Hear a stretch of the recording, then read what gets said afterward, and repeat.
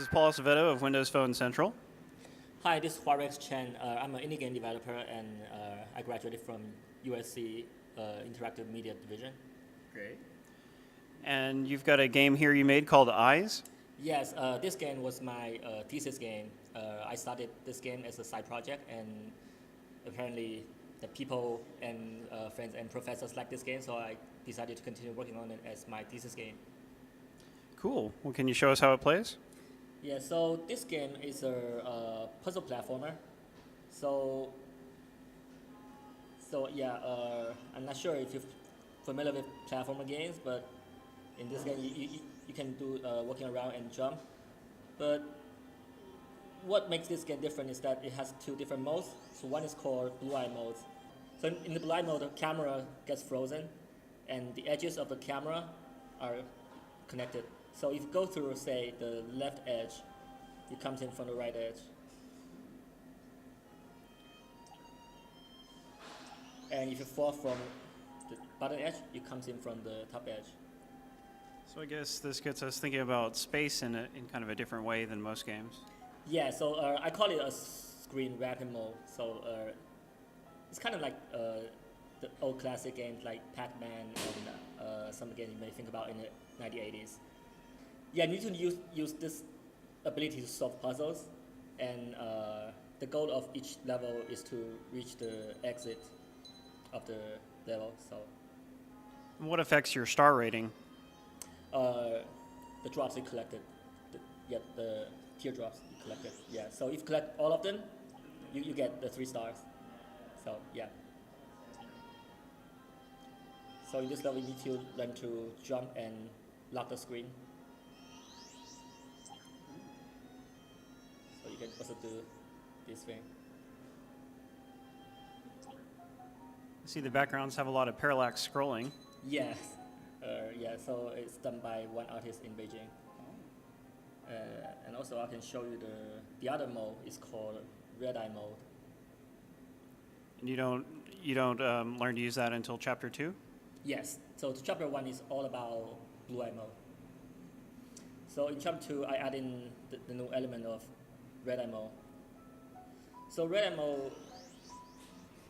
mode, the camera also gets frozen, but you see, it's the edge of the camera becomes hard edges, so you can like work on it, and the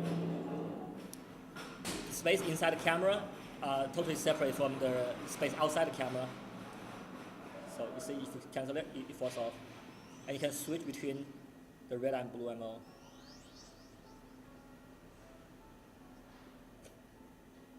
Are there any enemies in this game? Yes, later. Oh.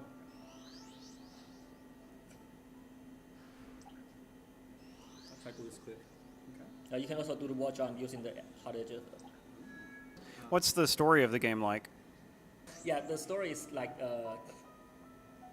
the protagonist, whose name is Mint. She wakes up in a mysterious land, and she lost her memory, and she needs to figure out what was really going on and needs to escape from this world. So there's a backstory behind this game, but I don't want to spoil it now. It's in my thesis. And how many levels are there in the game? For now, there are 2 chapters, and with 22 levels there.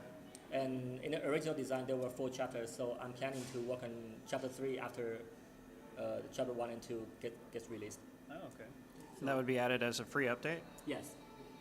And how long have you been working on this game?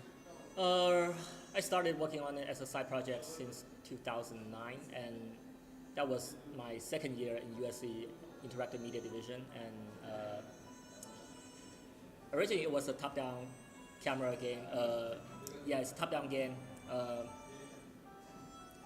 with a different story, but with the same mechanics. And apparently my friends and professors did like the idea and the mechanics, so I decided to keep working on it and changed it from the top-down camera to side-scrolling camera. So it adds in the element of gravity, which makes the game more interesting. And yeah, originally it was built using Torque for PC, and now when I started working on this phone version, I chose to use XNA for the Windows Phone 7, and now it's compatible for Windows 8. That's good. Yeah, this is a Windows Phone 8 game, Windows Phone 8 device. Yeah, so yeah, you can say I've been working on it for 3 years, but I started for a while. Okay. So, because Diablo 3 came out. But Yeah. it's been a labor of love for you. Yes, yeah, that's correct. And what inspired you to use XNA and Windows Phone for your platform? Because when I first started working on my thesis, getting prepared for my thesis, Windows Phone 7 just got announced, and Microsoft said they're going to make XNA compatible with the Windows Phone development. And I think it's a new platform with great potential, and also Microsoft has their reputation for being friendly to developers. And so far, I think the environment, the IDE and the XNA and everything in Visual Studio is great for me to, working along in this game. So basically, I've been doing most of the coding, design, and part of the arts for this game, and there's another artist in Beijing helping me with part of it. And a composer and a writer also helped me a little bit with the writing and music scoring and sound effects. Yeah, but basically it's just me. All right. Well, Rex, thank you very much for your time. Thank you very much, Paul.